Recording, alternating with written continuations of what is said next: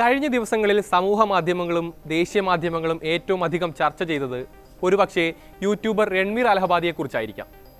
India's got latent reality ഷോയിൽ തമാശ എന്നോണം അയാൾ നടത്തിയ അശ്ലീല പരാമർശം വ്യാപകമായി വിമർശിക്കപ്പെട്ടു. രാജ്യത്തിന്റെ വിവിധയിടങ്ങളിൽ രൺവീറിനെതിരെ കേസുകളും രജിസ്റ്റർ ചെയ്യപ്പെട്ടു. വിവാദ പരാമർശത്തിൽ മാപ്പ് പറഞ്ഞെങ്കിലും സമൂഹ മാധ്യമങ്ങളും ദേശീയ ചാനലുകളും അയാളെ വെറുതെ വിട്ടിട്ടില്ല.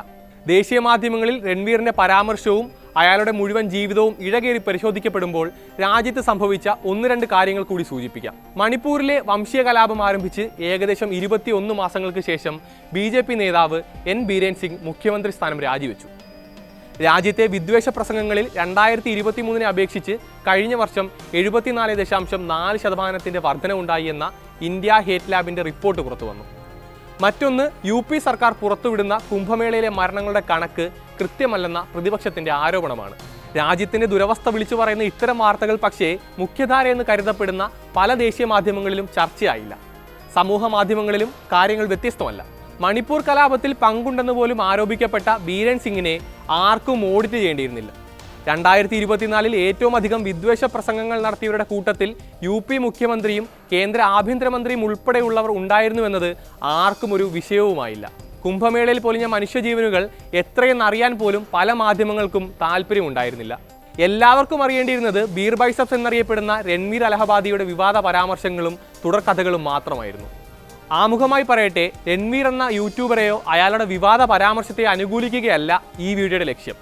യാതൊരു തടസ്സവുമില്ലാതെ വിദ്വേഷ വംശീയ പരാമർശങ്ങളും സ്ത്രീവിരുദ്ധ കമന്റുകളും പ്രചരിക്കുന്ന നാട്ടിൽ എന്തുകൊണ്ടാകും രൺവീറിന്റെ പരാമർശം ഇത്രയധികം ചർച്ച ചെയ്യപ്പെട്ടതെന്നും മാപ്പ് പറഞ്ഞ ശേഷവും അയാൾ ഒറ്റതിരിഞ്ഞ് സൈബർ ആക്രമണത്തിന് ഇരയായതെന്നും മാത്രം പരിശോധിക്കുകയാണ്.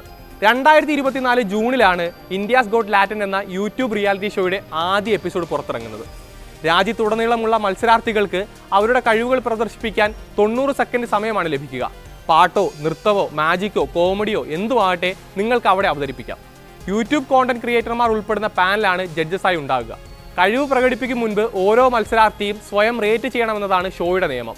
പെർഫോമൻസിന് ശേഷം ജഡ്ജിമാർ നൽകുന്ന റേറ്റിംഗിന്റെ ശരാശരിയും സ്വയം നടത്തിയ മൂല്യനിർണ്ണയവും ഒന്നാണെങ്കിൽ മത്സരാർത്ഥിയെ വിജയിയായി പ്രഖ്യാപിക്കും.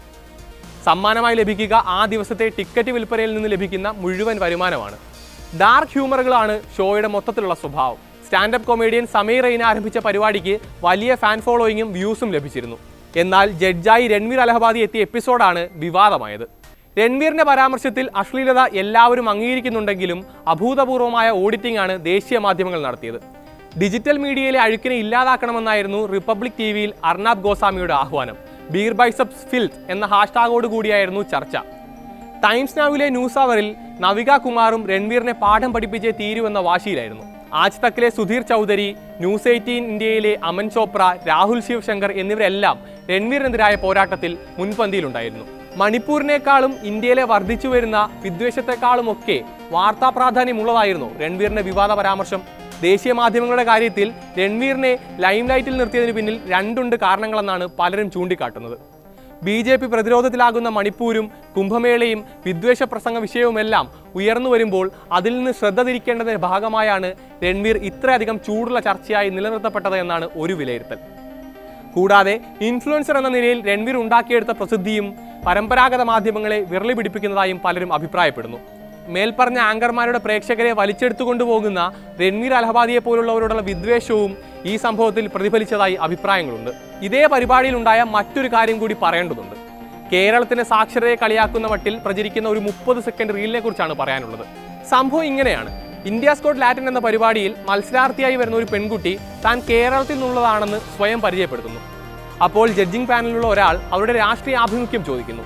രാഷ്ട്രീയം വീക്ഷിക്കാറില്ലെന്നും അരാഷ്ട്രീയവാദിയാണെന്നും വോട്ട് ചെയ്യാറുമില്ലെന്നാണ് മറുപടി ആ പെൺകുട്ടി പറഞ്ഞത്. ഇത് കേട്ടയുടനെ ജസ്പ്രീത് സിംഗ് എന്ന യൂട്യൂബർ കേരളത്തിന്റെ സാക്ഷരതയെ പരിഹസിച്ചുകൊണ്ടൊരു കമന്റ് നടത്തുന്നു. ഇത്രയുമായിരുന്നു വൈറലായ ആ റീൽ. തൊട്ടു പിന്നാലെ ലൈഫ് ഓഫ് പാജി എന്ന ജസ്പ്രീത് സിംഗിന്റെ സമൂഹ മാധ്യമ അക്കൗണ്ടുകളിലെല്ലാം മലയാളികളുടെ വക പൊങ്കാലയായിരുന്നു.